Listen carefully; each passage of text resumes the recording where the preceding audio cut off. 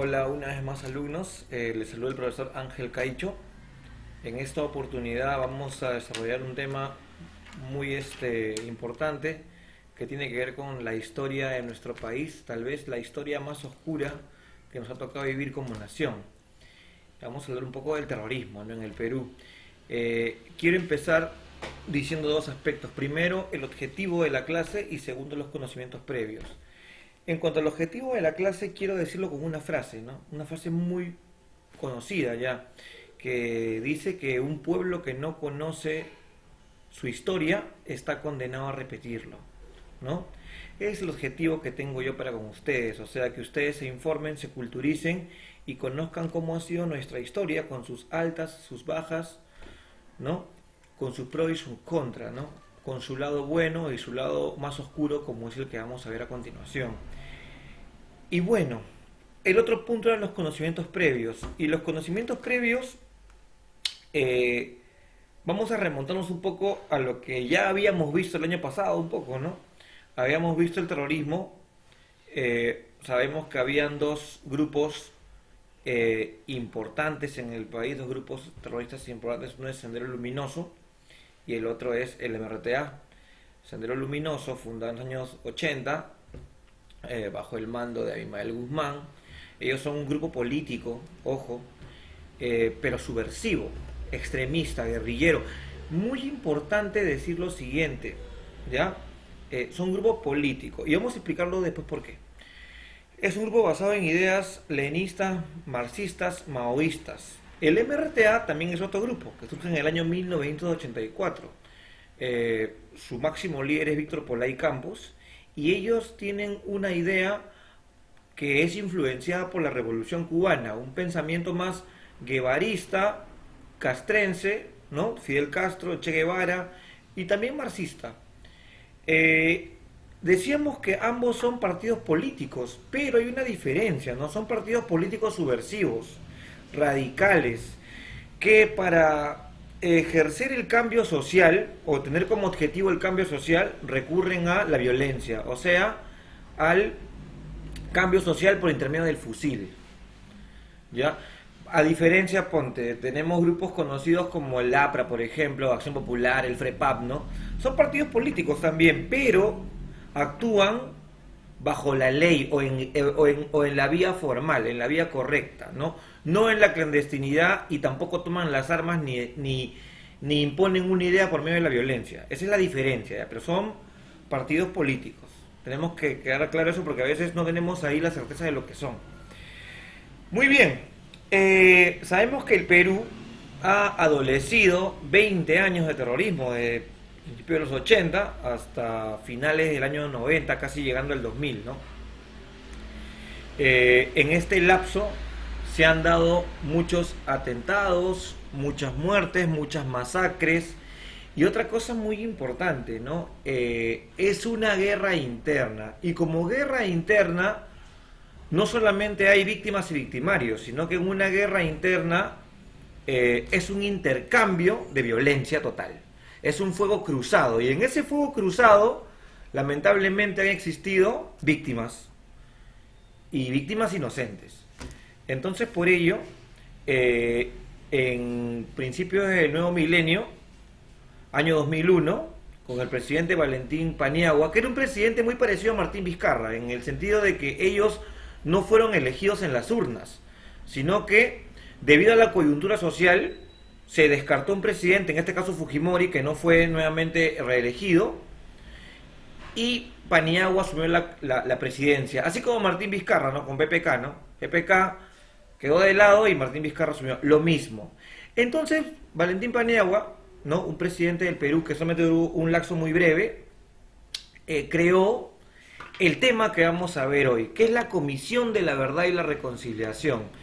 Y en este tema se involucra todos los 20 años de guerra interna, todo el terrorismo, todos los factores que estuvieron involucrados en esta página tan oscura de la nación, en esta situación que se vivió y que sus padres conocen, que yo también conozco en algo, y que fue realmente un caos total, ¿no?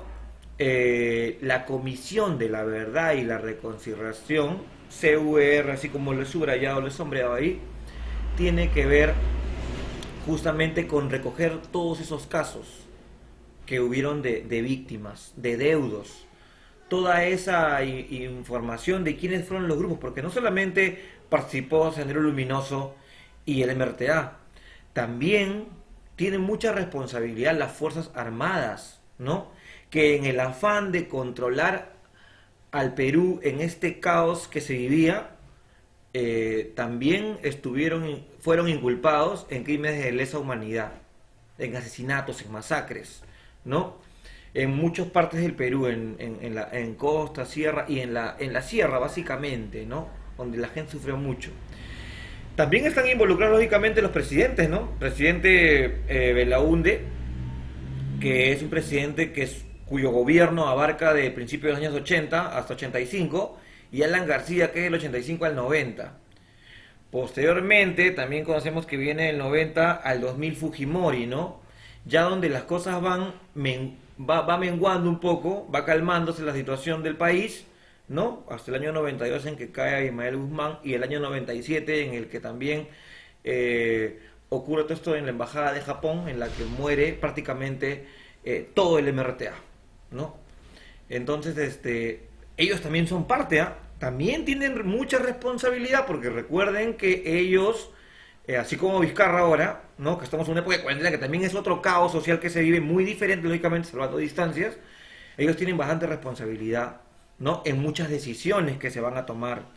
Entonces, para hacer un recuento, decíamos Sendero Luminoso, MRTA, Fuerzas Armadas, gobiernos, poderes ejecutivos, ¿no? Como hemos visto, unos presidentes, pero también hubieron grupos paramilitares, ¿no? Grupos de policía, de inteligencia especializados, ¿no? Grupos de Fuerzas Armadas especializados, escuadrones de la muerte, que también es como quien dice ese dicho muy coloquial que es muerto el perro, muerto la rabia. O sea, quiere decir, acá en este grupo de 100 personas, 20 son terroristas, pero no sé cómo identificarlos. ¿Qué hago? Mato a los 100 y se acabó, ¿no? Caso de la masacre de la Cantuta, masacre de Basaltos, que ustedes ya van a ir viendo, porque vamos a hacer un pequeño trabajo también de ello. ¿Se entiende? Entonces, es un tema oscuramente atractivo y que ustedes deben conocer por cultura general. Es una cosa muy, pero muy desagradable que la generación actual no conozca y que le pongan la cara de Ismael Guzmán, de Víctor Play y no sepa quiénes son. Que le pongan la cara de Peter Cárdenas y no sepa quién es, de Guzmán Morot y no sepa quién es, ¿no? Que le pregunten cuántos casos hubieron de terrorismo, quiénes fueron los más afectados, qué presidentes estuvieron involucrados, qué responsabilidad tienen las Fuerzas Armadas, los grupos paramilitares, las rondas campesinas, todo eso muchas veces el peruano de hoy ignora, ¿ya? Entonces, eso no puede suceder, eso no está bien, porque como decíamos al comienzo, un pueblo que no conoce su historia está condenado a repetirla, ¿ya? Muy bien, chicos, vamos a ir subrayando, con el puntero acá, vamos a ir subrayando un poco la idea principal es que tiene este pequeño texto informativo, ¿ya? Este texto consta de unas 3 hojas, perdón, 2 hojas, y ustedes van a ir ahí subrayando. Esto, como saben, lo voy a colgar en la plataforma virtual, asimismo como cuelgo la ficha de trabajo para que ustedes hagan la tarea correspondiente, ¿ya? Pero creo que ya hemos contextualizado un poco la situación. Ustedes ya lo conocen, ustedes el año pasado hicieron infografía, hicieron collage, investigaron, lo conocen, lo saben, lo trabajamos muy bien. Bueno, ahora vamos a ver otra parte, ¿no? Porque la guerra interna, que ustedes ya conocen, tiene un segundo momento, la Comisión de la Verdad y Reconciliación, que es el momento ya, digamos, para poner paños húmedos en la herida, por así decirlo, ¿no? Dice que fue una comisión peruana encargada principalmente, ahora vamos a subrayar, fue, a ver, acá hay un pequeño error.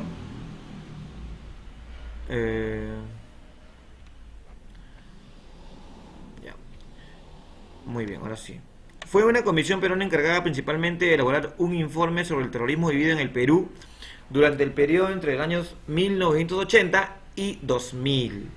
¿Ya? Muy bien. Es un informe, como le digo, visto desde muchos aspectos, desde muchos involucrados, ¿ya? Desde los victimarios hasta las víctimas, de los grupos de orden hasta los guerrilleros. Muy bien.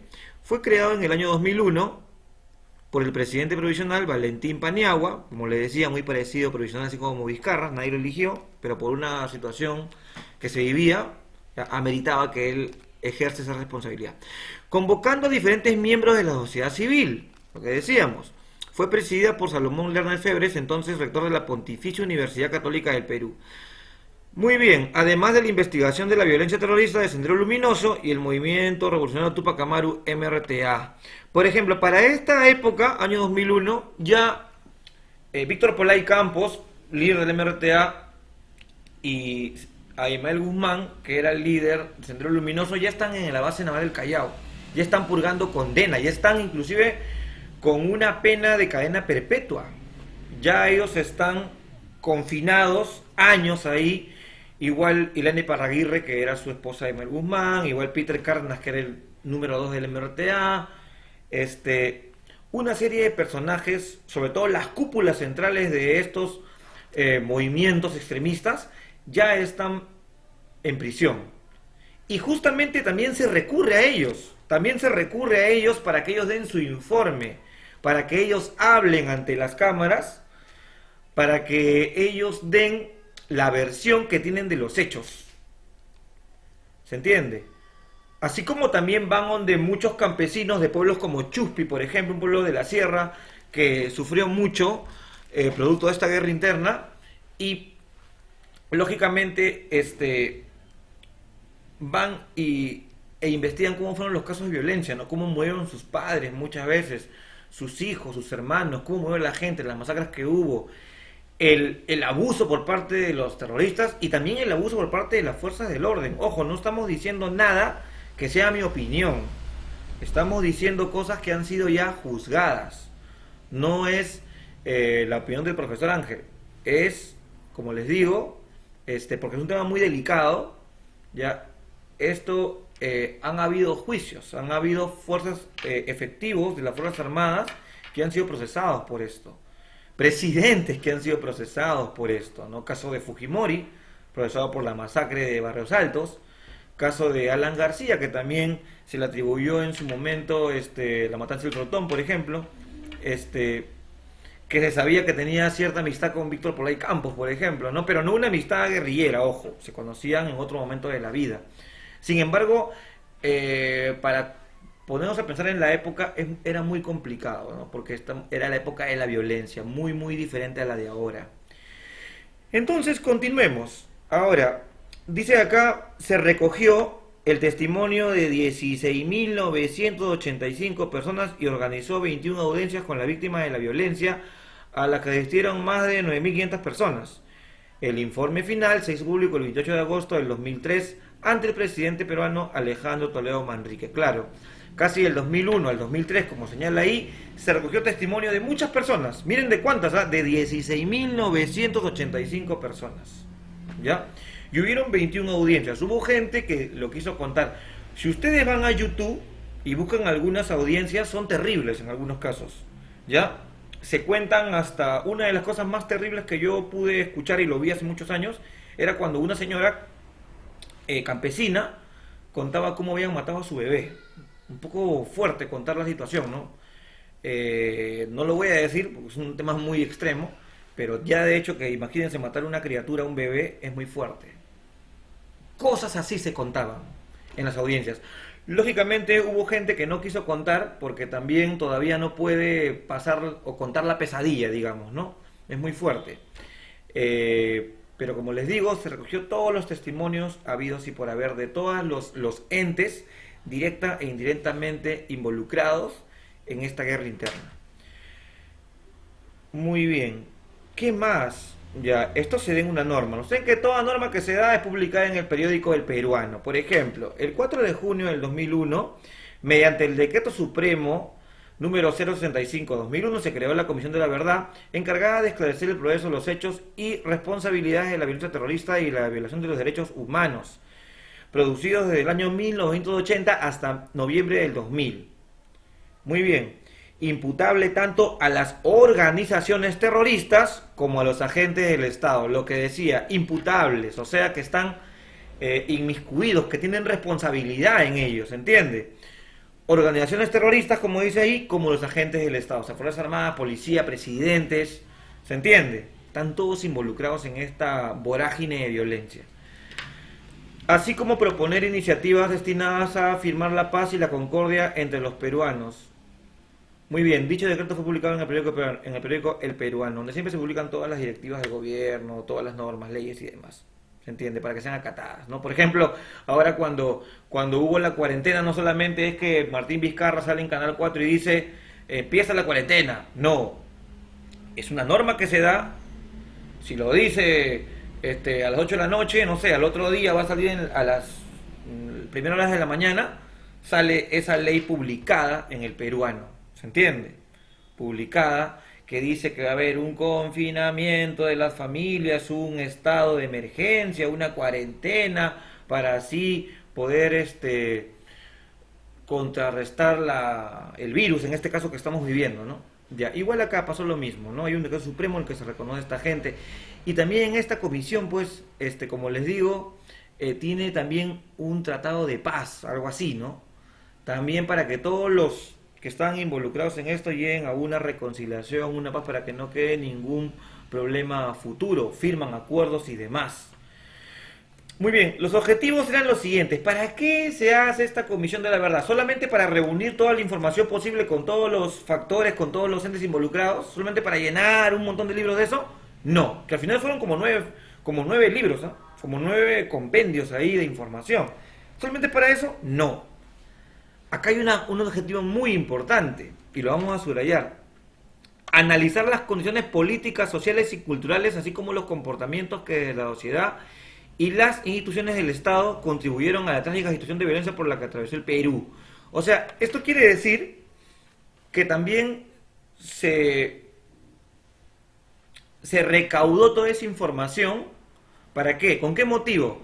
Con el motivo de saber las razones, las causas por las cuales se dio esta guerra, por las cuales ocurrió, se suscitó, se llevó a cabo, por las cuales estos movimientos se fueron a la clandestinidad y empezaron a actuar de manera violenta en la sociedad.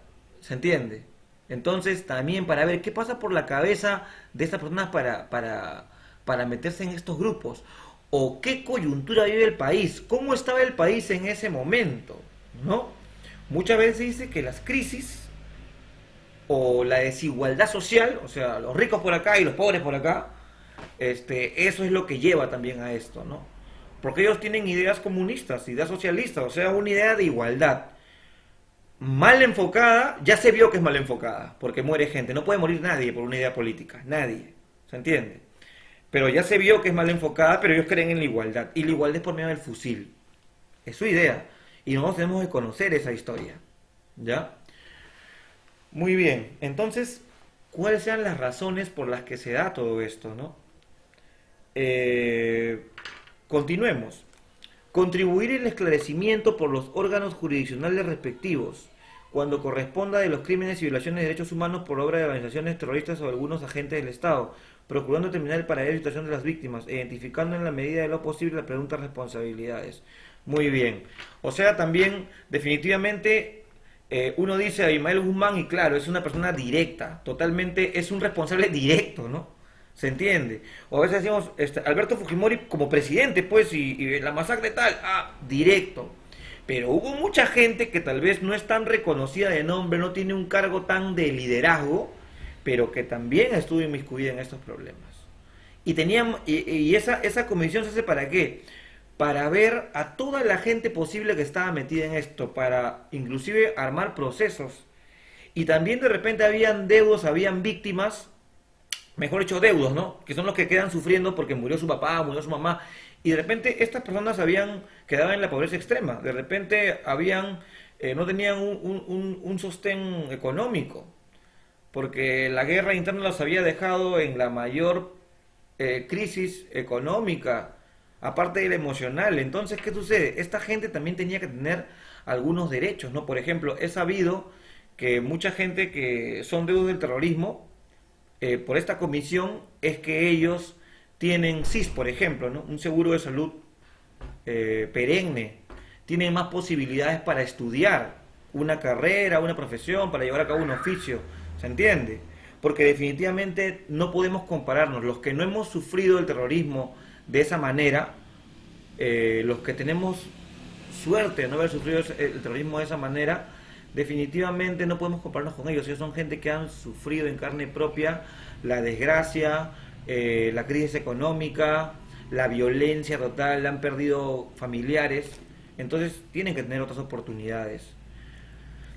Muy bien, elaborar propuestas de reparación y dignificación de las víctimas y de sus familiares. Lo mismo que decíamos hace un momento, ¿no?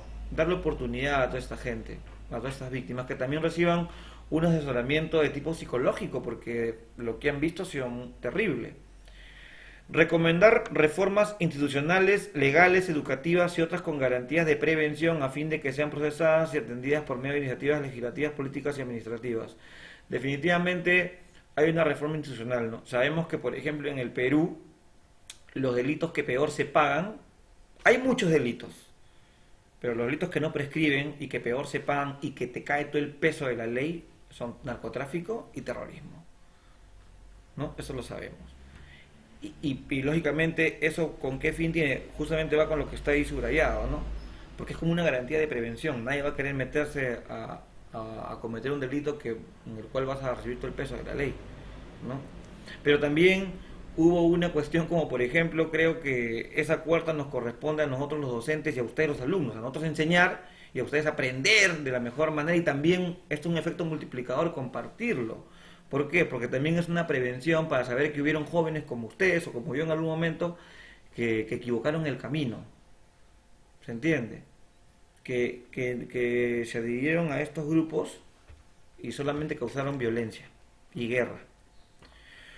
Muy bien, esto es lo que decíamos al comienzo. ¿Y qué organizaciones están involucradas en la guerra interna? Sendero Luminoso, el Movimiento Tupac Amaru, o sea, el MRTA, la Fuerza de Seguridad del Estado, Fuerzas Armadas, llámese PNP, FAB, la Marina de Guerra del Perú, las fuerzas policiales, ¿no?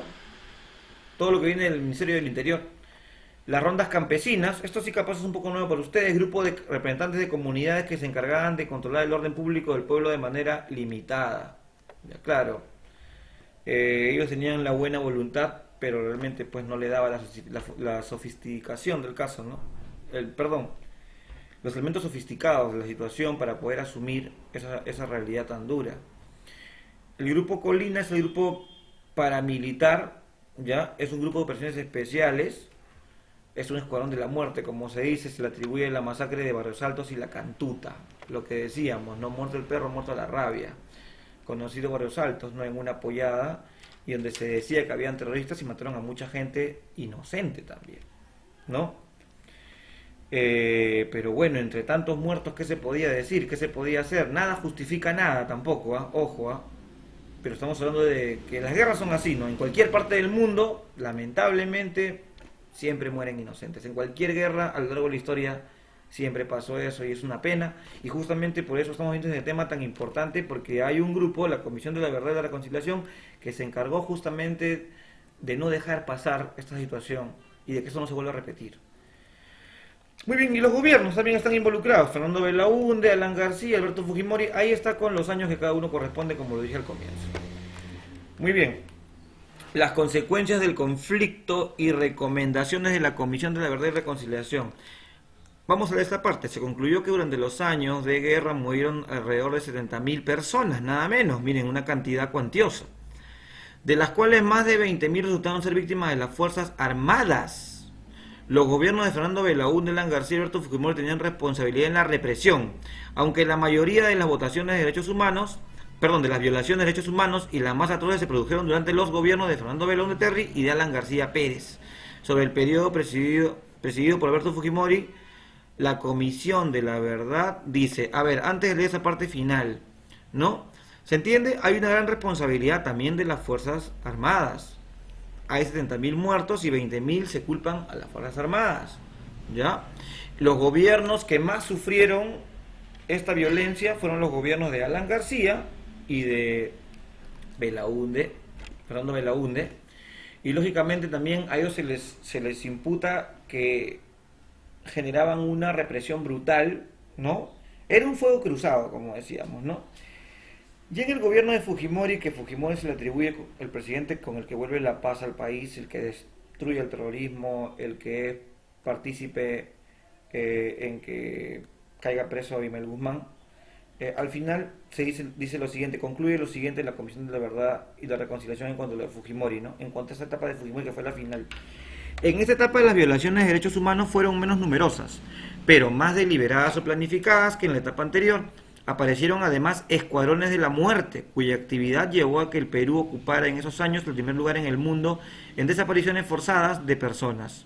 Claro, Fujimori acabó con el terrorismo, pero Fujimori se le atribuye este escuadrón de la muerte, que es el grupo Colina, un grupo paramilitar que explicábamos en un momento en esta clase, ¿no? ¿Se entiende?